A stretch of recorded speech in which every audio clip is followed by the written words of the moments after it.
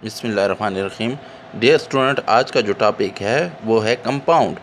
Compound जो है वो पेवर सब्सटेंस है। जैसे हमने पिछले लेक्चर में मैटर की जब हमने सब डिवीज़न लिखी थी तो उसमें भी हमने लिखा था कि पेवर सब्सटेंस में एलिमेंट और कंपाउंड आते हैं। एलिमेंट को तो हमने डिफ़ाइन कर दिया था। अब आते हैं कंपाउंड की तरफ। कंपाउंड क्या है? पेवर सब्सटेंस है और वो मुश्तमिल होते हैं दो या दो से ज़्यादा डिफरेंट एलिमेंट्स जो क्या होते हैं, chemically combined together in a fix ratio by mass. यानी उनके दरमियान क्या हो जाए, केमिकल रिएक्शन हो जाए और कोई उनके दरमियान केमिकल बॉन्ड बन जाए, कोवेलेंट हो, आयनिक हो। सही है। तो उसके नतीजे में जो हमारे पास कम चीज़ बनेगी उसे हम क्या कहेंगे? कंपाउंड कहेंगे। और कंपाउंड में क्या होता है, elements fix ratio by mass combine होते हैं।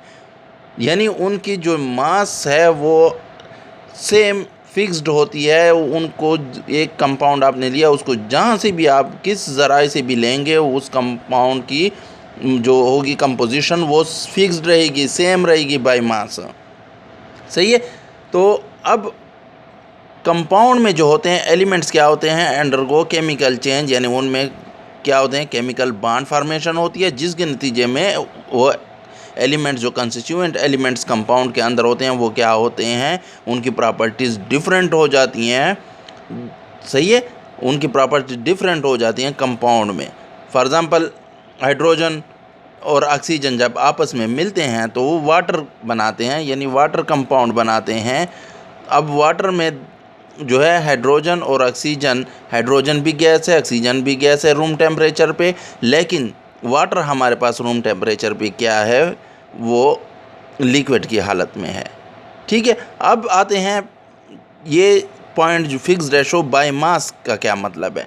फिक्स रेशो बाय मास का ये मतलब है कि आप उनके कंस्टिट्यूएंट एलिमेंट्स का क्या ले लेंगे, मास ले लेंगे, तो उनका रेशो निकालेंगे। अब यहाँ पर सिर्फ दो एलिमेंट्स हैं डिफरेंट, हाइड्रोजन और ऑक्सीजन। तो हाइड्रोजन का जो रिलेटिव एटॉमिक मास है 1 है। अब 2 एटम्स पर है वाटर मालिक्यूल हैं तो 2 मल्टीप्लाई 1 आ जाएगा, तो आपके पास मास हाइड्रोजन कितना आ जाएगा? 2 आ जाएगा। इस तरह ऑक्सीजन का एक ही एटम है और ऑक्सीजन का रिलेटिव एटॉमिक मास 16 है, तो वो आपके पास क्या आ जाएगी? 16 आ जाएगा। अब इनकी सिंपलेस्ट रेशो निकालें जो हमारे पास 1:8 आती है। इसी तरह एक और मालिक कंपाउंड है जिसको हाइड्रोजन पर ऑक्साइड कहते हैं। उसमें जो है हाइड्रोजन भी 2 एटम्स पर मालिक्यूल होते हैं और ऑक्सीजन भी 2 एटम्स पर मालिक्यूल होते हैं। अब इनका मास निकालते हैं तो हाइड्रोजन का मास 2 आता है और ऑक्सीजन का 32 आता है, तो उनकी जो सिंपलेस्ट रेशो निकलती है वो 1:16 आती है। अब देखें क्या है, कंपोजिशन चेंज हो गई है बाय मास इनकी। अब ये वरना एलिमेंट्स तो इनमें कंस्टिट्यूएंट एलिमेंट सेम है, हाइड्रोजन और ऑक्सीजन है दोनों में, वाटर में भी और हाइड्रोजन पर ऑक्साइड में भी। सही है। लेकिन क्या है, उनकी कंपोजिशन चेंज हो गई है, तो उस वजह से क्या हो गया है, ये डिफरेंट एलिमेंट्स है। अगर हम नंबर ऑफ एटम्स पे इनकी कंपोजिशन निकालें तो वाटर में जो है हाइड्रोजन के 2 हैं और ऑक्सीजन की क्या है, 1 है, तो 2:1 आती है। और हाइड्रोजन पर ऑक्साइड में निकालें तो हाइड्रोजन भी 2 है और ऑक्सीजन भी 2 है, तो 2:2 आती है, तो ये 1:1 आ जाएगी अगर हम उसके नंबर ऑफ़ एटम्स पे निकालें। लेकिन जो डेफिनेशन है वो क्या है, बाय मास है, तो हम इसी को क्या करते हैं, गिनते हैं। और एक कंपाउंड जब हमारे पास आते हैं तो हम उनकी मास रेशो चेक करते हैं। अगर मास रेशो आपके पास जो कंपाउंड की लिस्ट है उसके साथ किसी के साथ मिल जाए तो आप कहें कि ये फलाना कंपाउंड है। अब कंपाउंड को रिप्रेजेंट किस तरह कर, जिस तरह एलिमेंट को हम सिंबल से रिप्रेजेंट करते थे, इसी तरह हम क्या करते हैं, कंपाउंड को फार्मूला से रिप्रेजेंट करते हैं, जिसमें उसके कंस्टिट्यूएंट एलिमेंट के सिंबल होते हैं और उनके दरमियान क्या होती है, रेशो रिप्रेजेंट करते हैं उनके नंबर ऑफ़ एटम्स में, कि पर मालिक्यूल ऑफ दैट कंपाउंड इतने इतने रेशो हैं किसके, एलिमेंट्स के।